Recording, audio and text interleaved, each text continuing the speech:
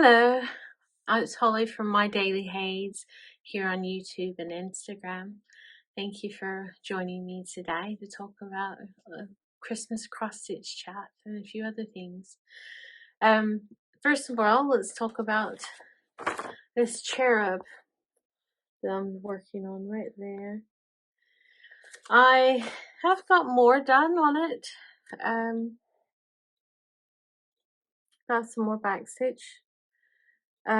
The back stitching has been very challenging.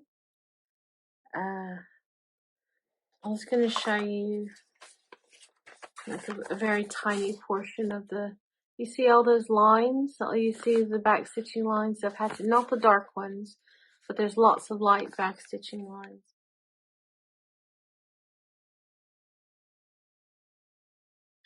And pretty much they had most of the candle. It's to see the back stitching lines. I eventually ended up having to print out another working copy because as I'm working on the paper chart, I color it in. So I've had to print out another working chart, outline the gray back stitch because I can see the dark line, which is the brown, like the facial features and the skin tones to be, but the dark gray, which is outlines the rest, the back stitch. It's a very light gray, very faint back, very faint outline. So between the symbols and the very light gray nature of the back stitch, it's very difficult for me to see, and I was literally looking at it doing one back stitch. So I went and outlined it so that I would have, at least you can see I've just done some outlining with a gray pen, and then came back with a red pencil when I went over it. And then for some reason, once I got a good portion of the greenery underneath the candle, everything just started clicking, and I kind of got the rhyme and reason of where it wanted to go, and I was kind of reluctant to put it down, but I just need to finish now this bottom half, and hopefully I will have it done tomorrow. That would be wonderful. I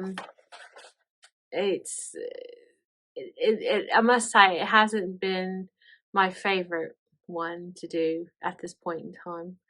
I'm sure there'll be a few other challenges along the way.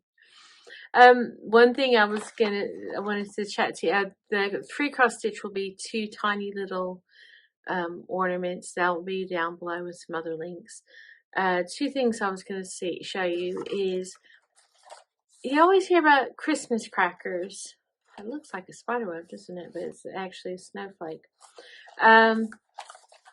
You always hear about the English people with their Christmas crackers. Inside this cracker, it always has like a paper crown in it. It will have like a little favor of some, usually like a teeny tiny pack of nail clippers or a little metal puzzle, or for children they've got special sets where you have little plastic children's toys, or you can buy the kit and make it up yourself. It'll have like a paper hat, and also it always includes like a little piece of paper with a joke. Sometimes the little piece of paper will also have like a Christmas fact or something like that. But this is very much of a British Christmas tradition. It started back in the 1800s, if I remember right. But the reason why I brought that up a year or two ago, our friends, the very crafty friends that we have that live on the opposite end of England from us, she decided to make us some homemade crocheted crowns, and you got to where, and this is when you're having your Christmas dinner, you're supposed to crack open these. I'm not going to crack this one open, but you pop it open and it snaps. Remember those snap guns? I don't know how. I know when I was little, you had those little pistols and it had like little caps you could put in and it go pow, pow, pow. Yeah, it's just, it makes a little pop. Or I think back in the 80s and 90s, you had those little tiny little balls you could throw, balls of paper, and you throw it on the ground and make a snap. Well, that's kind of what it does. That's why it's very difficult to send these overseas, because it's got that little bit of tiny bit of snap explosive or whatever it is. So a lot of places don't want you sending them. But anyway, that's what it does. You pull it up, and it depends on which side. Whoever's got one side will just end up with this little bit here, and the other person will end up with this and this. And this is where the center bit is where all the bits and pieces are for it. But anyway, a friend, she made us a couple of these, and it makes a nice change to the paper, because the little crowns inside are usually like foil or like tissue paper, a little sturdier tissue paper kind of thing. It just goes over your head. And they make them massive, so when children put them on, they're hanging over their ears, and it's actually quite funny. And then you have other people who have quite bigger heads, and they're sitting like right on top of their head. So it does make a funny family photo if you're sitting at the dinner table. And thank you to everyone who messaged on my birthday. That was really sweet of you. I haven't got to the message these last few days. I've been absolutely mentally busy. Monday was 2 videos, and that does take me a long time. Yeah, because I did my normal floss tubing and a Flossmas, along with normal everyday chores. Tuesday was super, super busy because I was doing the online shopping for various people. And so the day just flew on that particular day, because you can imagine going on, you know how it is, you go online and you're trying to find just the right thing for a certain amount of people. I only buy for people that are in other countries. I usually, if it's within this, if it's in the UK, I will buy something myself and send it. But I had some people had to buy for in other countries, so it's a bit challenging trying to get it all organized. But I eventually did it, and fortunately they're on the way. But anyway, that took forever. And then yesterday we left the house at 7:30 in the morning, when it was still dark here, and we were literally out of the house until almost dark. The problem is almost dark is really just like 3:30. We got home, I think 3 o'clock, 3:30. So it was getting dark about then. But it is still a long day, because it's been snowing. It snowed again a little while ago. It snowed a couple of times today, but it's not like a blizzard. It's only a few inches. Our front walk has just like 3 or 4 inches on the front walk, so it's nice fluffy snow, and it's quite nice to look at. But it's not fun to drive in, and for some reason the UK just doesn't know how. Well, same thing with the South in America. You just don't get snow, so you don't really focus time and attention to maintaining the roads, do you? They have put the gritters out, and they only really maintain the major routes, so it's it can be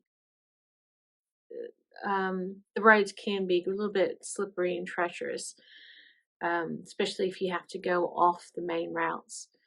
It's like coming into our neighborhood, and there's a slight incline, and it's it reminded me of that song, "Slip Sliding Away."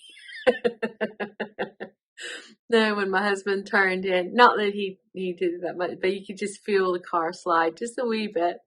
So it's unnerving, to say the least. But yeah, there's countries that get feet of snow and can handle snow very well.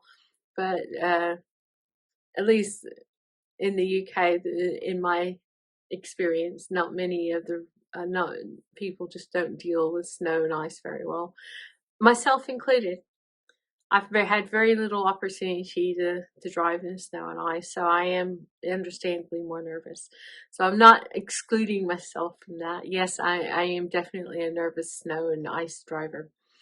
Yeah, anyway, it was a very long day. We had to go. My husband had an appointment in the town about an hour away from us. It took us nearly 2 hours to get there, and it well not more like an hour and a half, 1:45. But and then while we were down there, we decided to actually spend some time shopping, which we did um, after the appointment. And it just ended up coming back and and then you come back and you have all these things you need to put away.